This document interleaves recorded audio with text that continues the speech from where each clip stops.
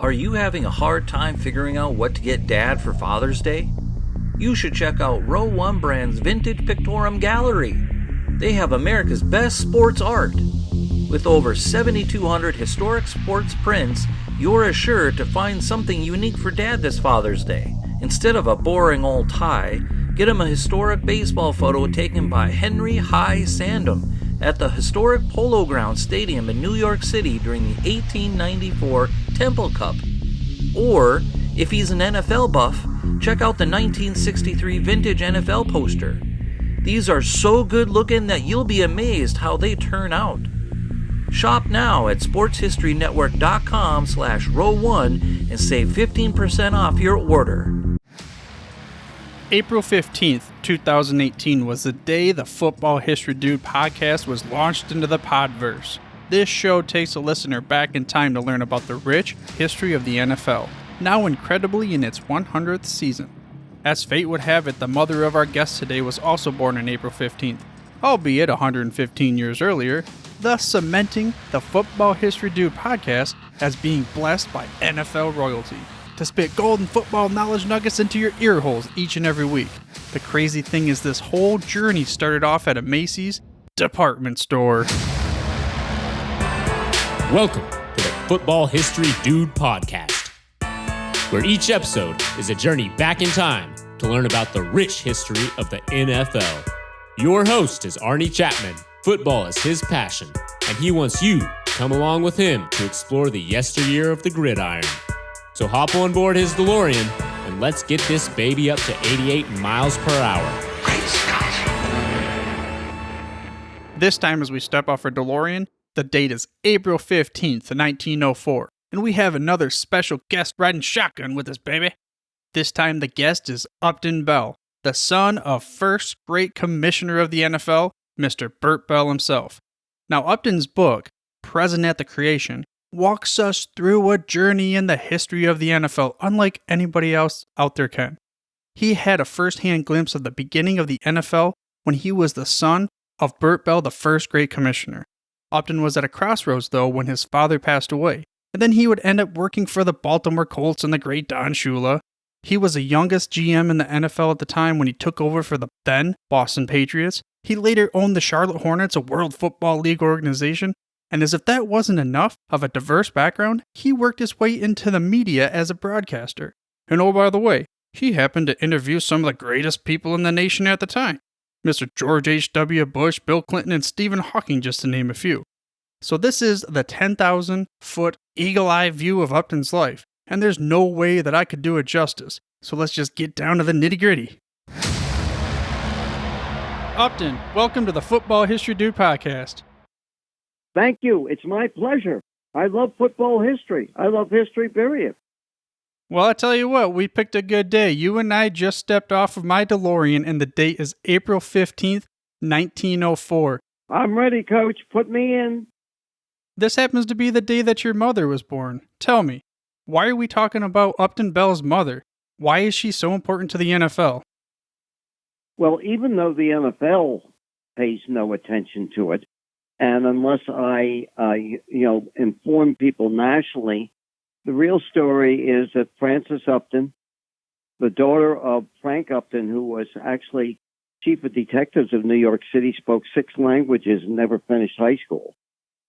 She got a lucky break, ended up on Broadway. She was discovered at Macy's, working the perfume counter, ended up on Broadway, called Folly Star, voted one of the most beautiful women in America, so on and so forth. She actually, at one time, was making more money. I mean, there were no taxes than my father.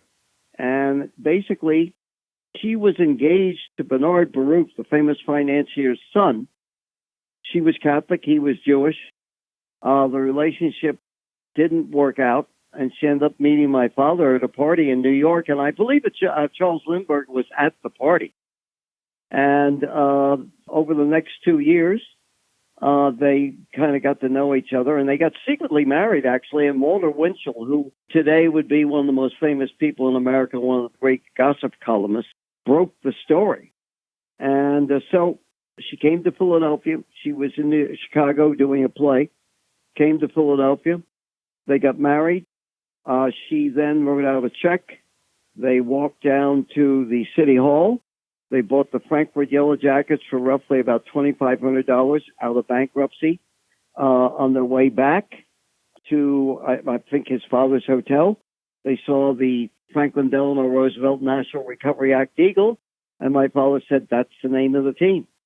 So Frances Upton was really the person who put up the money to buy the Frankfurt Yellow Jackets, renamed the Philadelphia Eagles, when his father, who was a multimillionaire, owned the Ritz-Carlton in Philadelphia, was Attorney General of Pennsylvania, bailed my father out many times in the stock market to $100,000 or better. So think about that in the 1920s and 30s. He just said, you know what, I have no interest in pro football. The college game is the important game. And so therefore he would not lend him the money or give him the money to buy what ended up being the Philadelphia Eagles. So Frances Upton really is the mother of all pro football, because after she lent him the money, of course, she went on and Bert Bell founded the NFL draft, which every league now uses. And it actually saved the National Football League. And that's why I say without her, in my opinion, there would be no league, there'd be no Bert Bell, there'd be no Eagles. So when your parents got married, did they take a honeymoon? They did. In fact, I found some pictures on the internet of them in Atlantic City on the boardwalk when Atlantic City was really, really famous. They did, but they took the football team with them. If you can imagine being on your honeymoon, and they had a place in Ventnor, which is right outside of Atlantic City, and basically that the team would work out on the front lawn of their honeymoon house, which they rented. Different time. Totally different world. I mean, speaking of which, too, in your book, you spoke of a story, and the late Doris Day kind of comes to mind. And there's a certain individual that most people in the world probably know about that your mother was introduced to by Doris Day. Could you tell that story? Well, absolutely. Doris Day, of course, played Ruth Etting.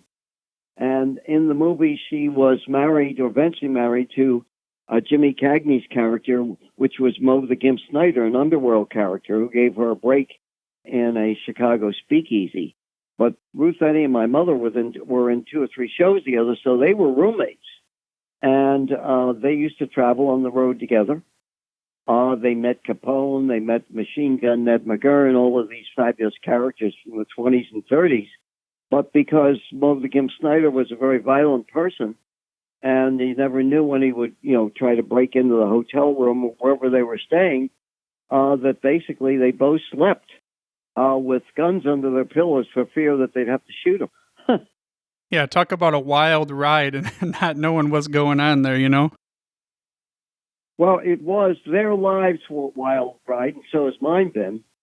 That's the way it was, and of course, the great thing about those days, and again, I'm not somebody that lives in the past, but I do want your audience to hear what it was really like.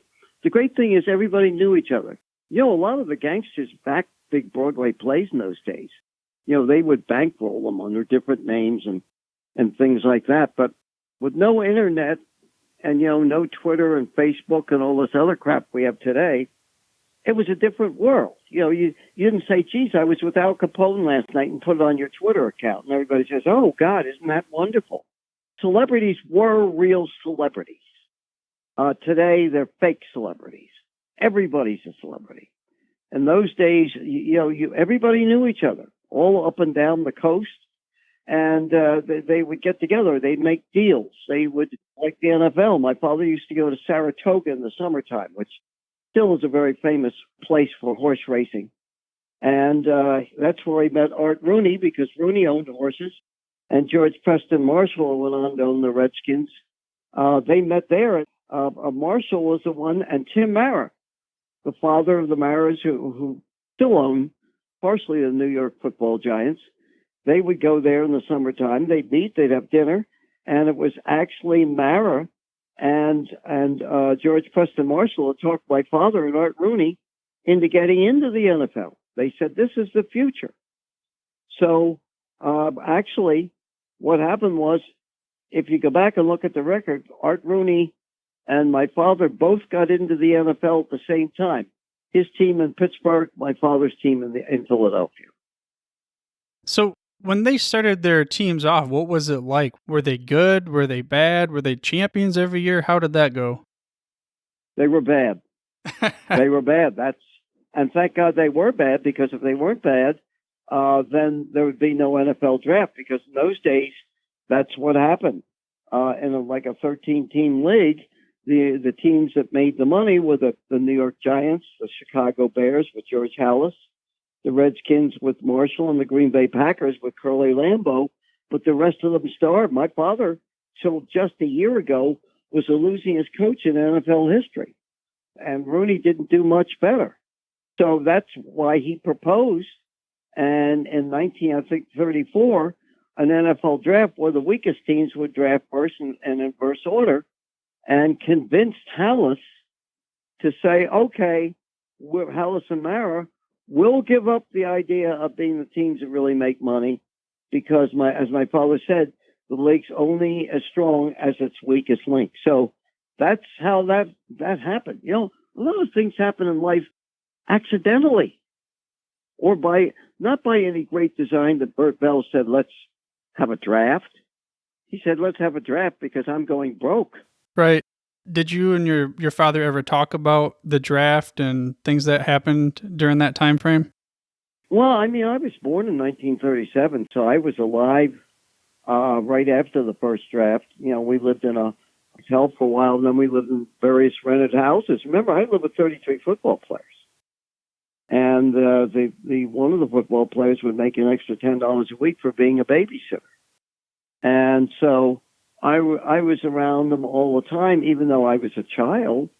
I always considered myself somewhat less of a child, more of an adult, because I was around players all the time and around the scene, the action, and it kind of got a feel of what the game and what was life like and how did you survive, things like that. So you said that some of the Eagles players would babysit you as a child? Sure, I've got a check here. In fact, the last day my father was alive, Bull Lipsky, who was his starting offensive center, ran into him, and just before the Eagles game in '59, my father dropped dead and said, I'm on hard times. Can I borrow some money? My father said, here's all my cash, and I'll give you more. Next day, Bull Lipsky was my babysitter, extra $10 a week, and I've got the check here to prove it. Yeah, so we're definitely going to get into that fateful day in 1959. Let's step it back a little further and talk about the transition of your father. For sure, he owned the Eagles. He started that franchise. Then he went over with Rooney and part owner of the Steelers.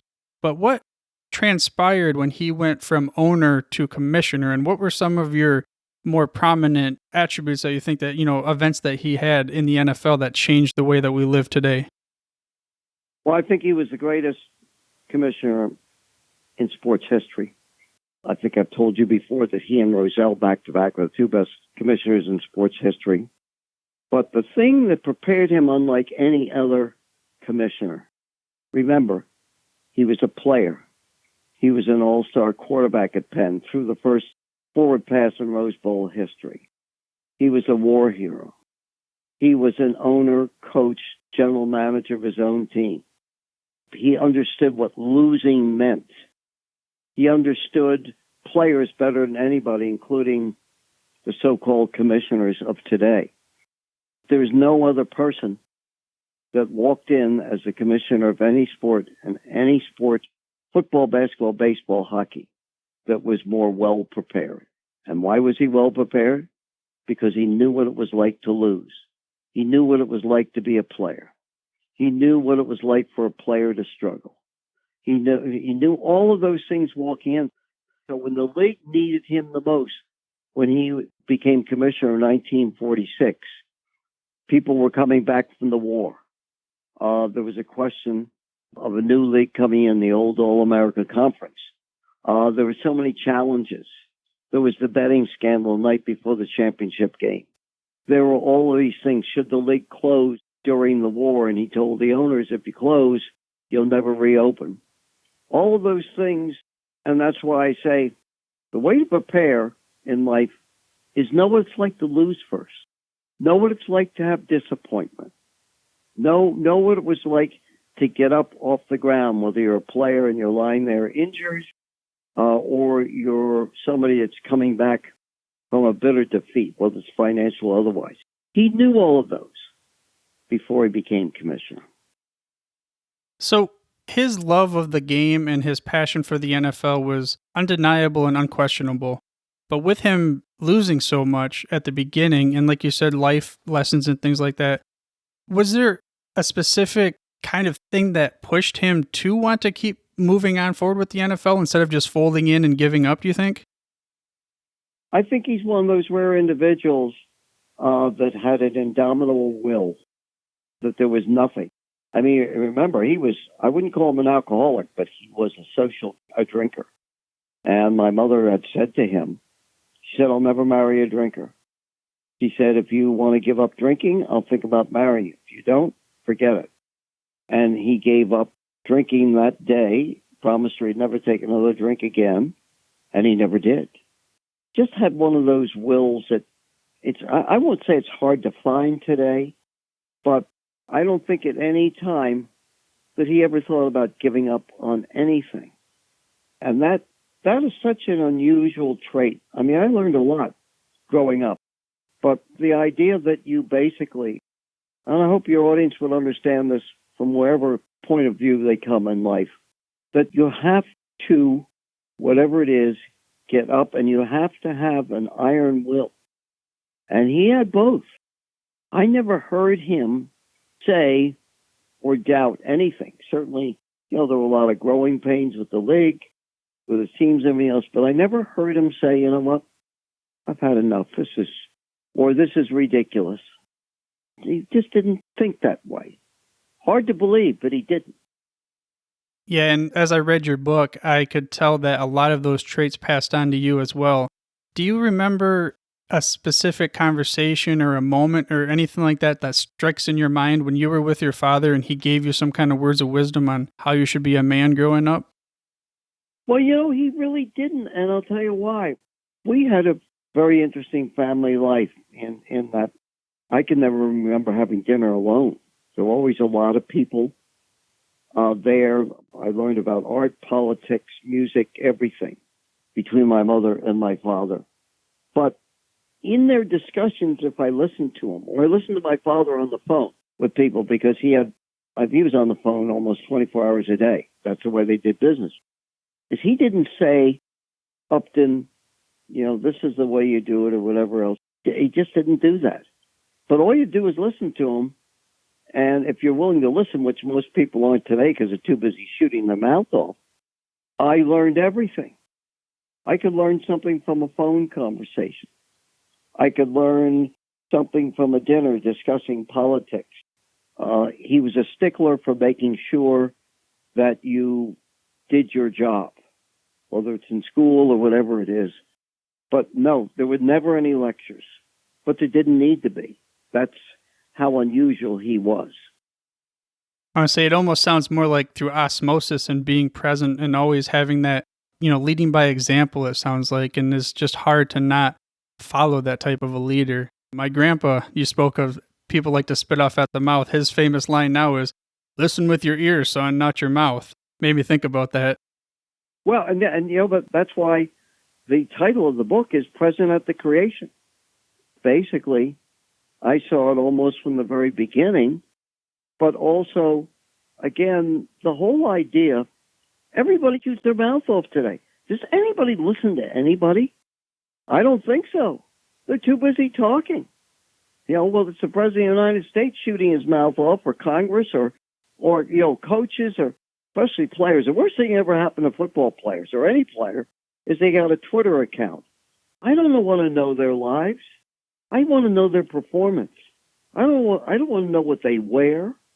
If I owned a team today, I would tell the players, particularly in the NFL, boys, when you come here, like they would say, check your guns at the door. I'd say, leave your cell phones here.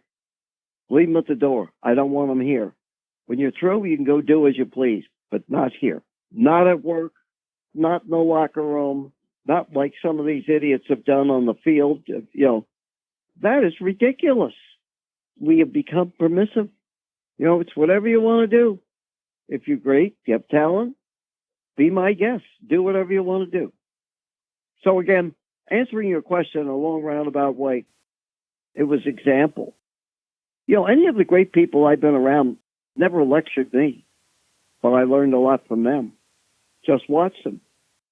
Yeah, and speaking of leading by example and taking a stand, in the book and through our conversations, we've talked about that 1946 championship game and something that your father took a stance on, referring to betting. And can you kind of tell that story? Yeah, we were home in Philadelphia, and the game was in New York. Championship game, 1946 in December, and it was the Bears and the New York Football Giants.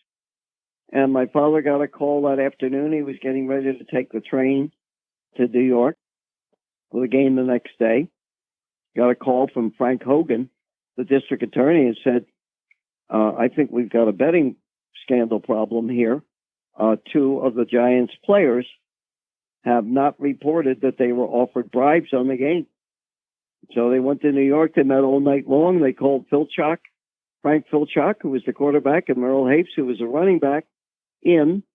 And my father decided not to suspend Filchock. He let him play in the game. And Hapes, I don't think, played in the game. But then the next day, suspended them for life. But he also, out of that came, because if there was a gambling scandal and it really broke, which it did in the papers the next day, it would have been the end of the NFL. But what he did is they still have today, now twice the size and worth millions of dollars, is he went around and he called the FBI because Davey O'Brien, who was the quarterback for his Philadelphia Eagles team, had left to join the FBI and became one of the greatest single-shot people in the country. He called O'Brien and said, can you talk to J. Edgar Hoover? I'd like to hire ex-FBI agents to work in each one of the big cities to follow gamblers, correct, and see if any of them were talking to players, see what players were hanging in joints. I mean, it's very controversial, and if it was today, the players would probably sue the league, sue the Player Association, saying you have no right to follow me. But that saved football, and the other thing he did is he instituted said what you still have today, that by Thursday each week, every team would have to report who was injured and who wasn't and who and why. And that helped save it, too, because in those days, nobody knew. And if somebody had a cold or was really sick, the gamblers could find it out, but the public didn't, so it wasn't legitimate. So there are two steps that he took that I think really saved the league. But it could have gone the other way on that night. But that's another example, leadership. From this is my decision. This is what we do. This is how we handle it. That came from years of handling really bad situations. Growing up, your environment and people that you're around definitely makes you who you are. Speaking of growing up and who you're around, in the book you also discussed how you would receive all these various phone calls from, I'm not sure, was it the FBI people or who was it that was calling your father late at night? Well, he probably was the greatest PR person, too, as commissioner. Pete Rozelle wasn't far behind.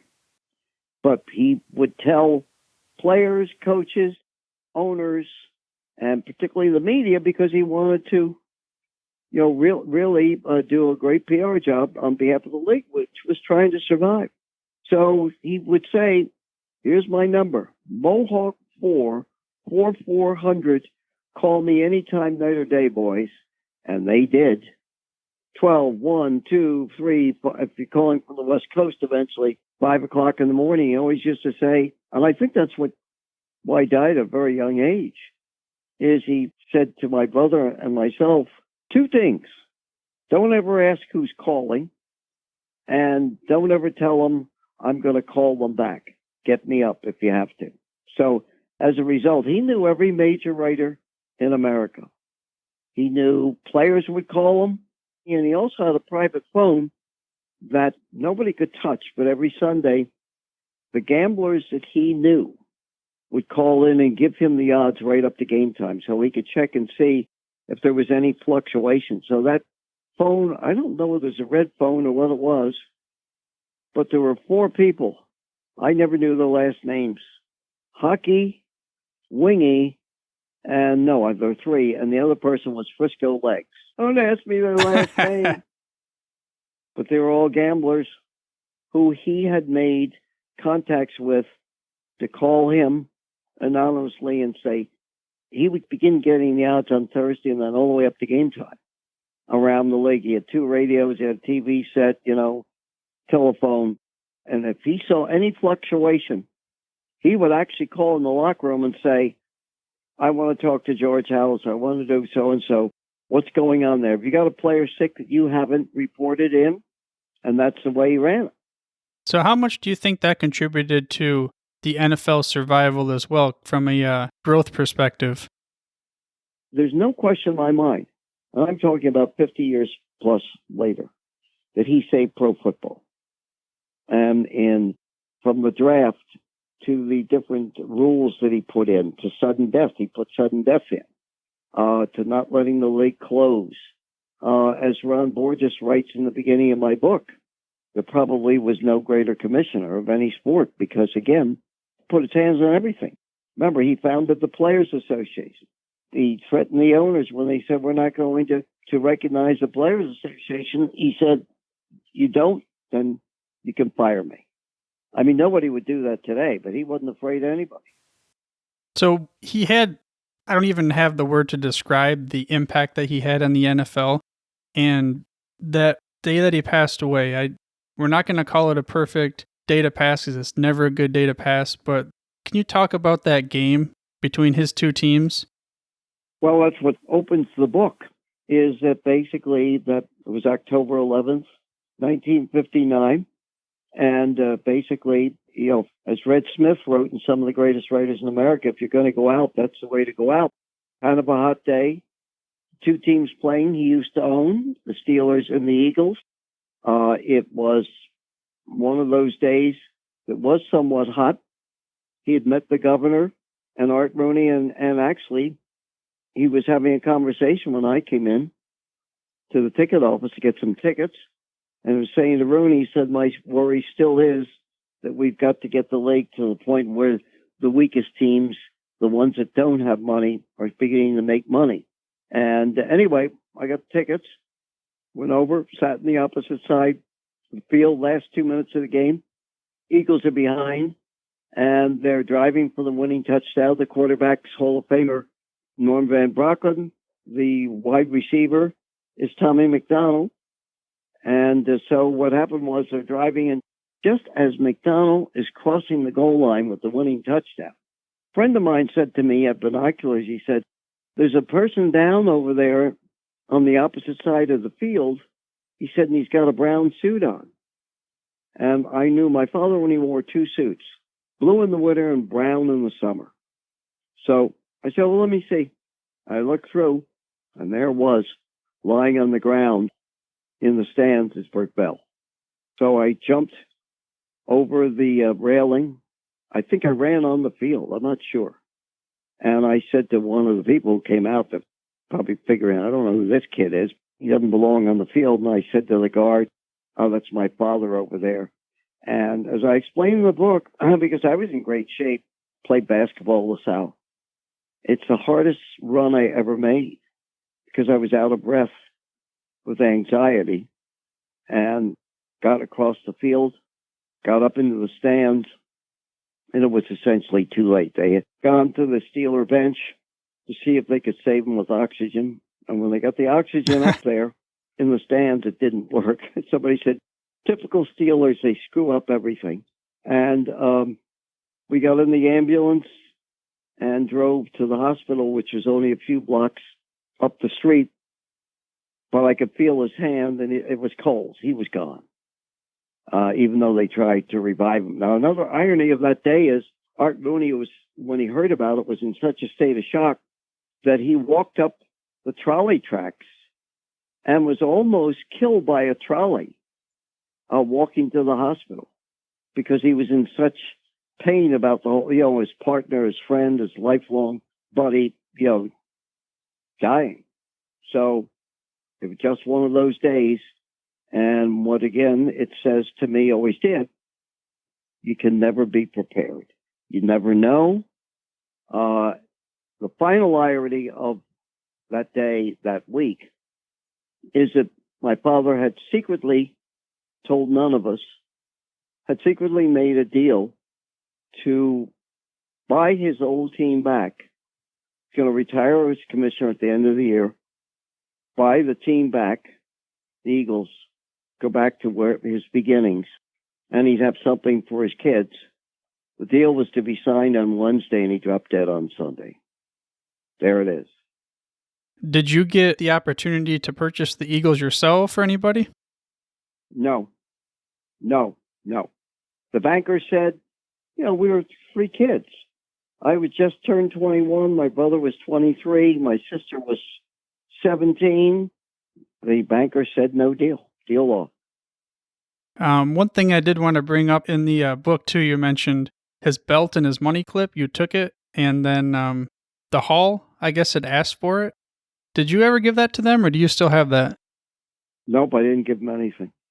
But I've got it here, and it's going to go into a special collection of the history of pro football that will have my Super Bowl ring. We'll have Bert Bell's 1919 gold football from Penn. We'll have 2 Chicago Bears gold footballs given to me by George Hallis, and a whole bunch of stuff.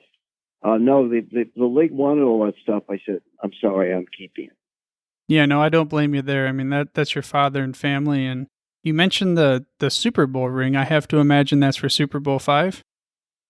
It was, and the interesting thing is that ring is so valuable because there's no longer any Baltimore Colts.